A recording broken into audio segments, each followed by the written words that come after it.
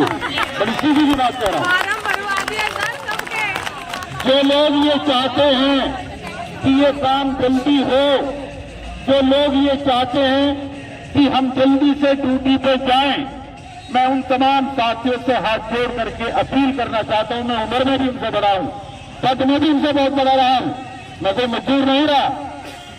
हर तरीके से उनसे वरिष्ठ होने के नाते मैं फिर भी हाथ जोड़ करके अपील करना चाहता हूं कि गरीब लोगों की रोटी रोटी का बीच का रोड़ा ना बने।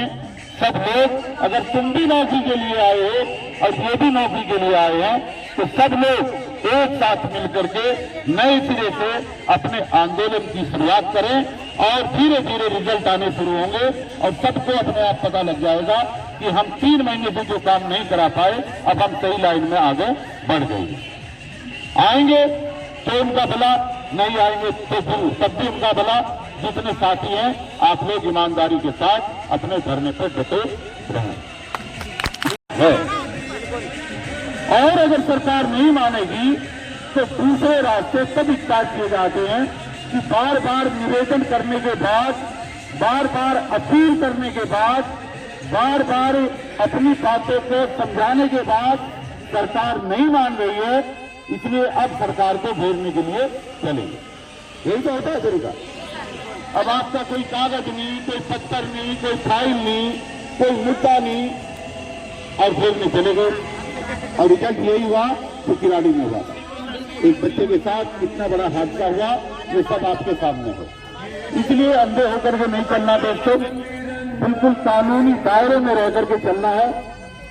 हमें नौकरी लेने के साथ साथ अपने सारे भाइयों और सारे बहनों की सुरक्षा का भी ध्यान रखना बहुत जरूरी है, क्योंकि अगर गलती से कहीं पर भी किसी के ऊपर केस बन गया, कोई जेल चला गया, तो वो जेल और केस और कोर्ट कचहरी उस आदमी को जीवन भर झूठी भुगतने पड़ते हैं, उसके साथ कोई नहीं जाता कभी।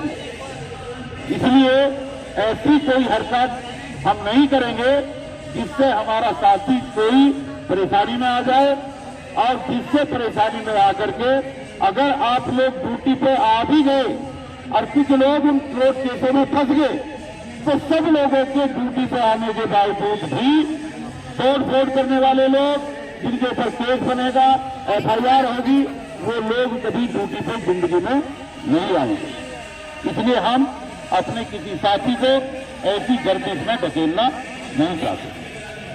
आपकी मीटिंग होगी और जब मीटिंग होगी तो आप में से 2, 4, 6 साथी हमारे साथ चलेंगे। उसमें से कुछ महिलाएं होंगी, कुछ जेंट्स होंगे, ताकि जो भी बात सरकार के सामने हो वो बहकाने वाली और भ्रमित करने वाली ना हो। आप सब लोग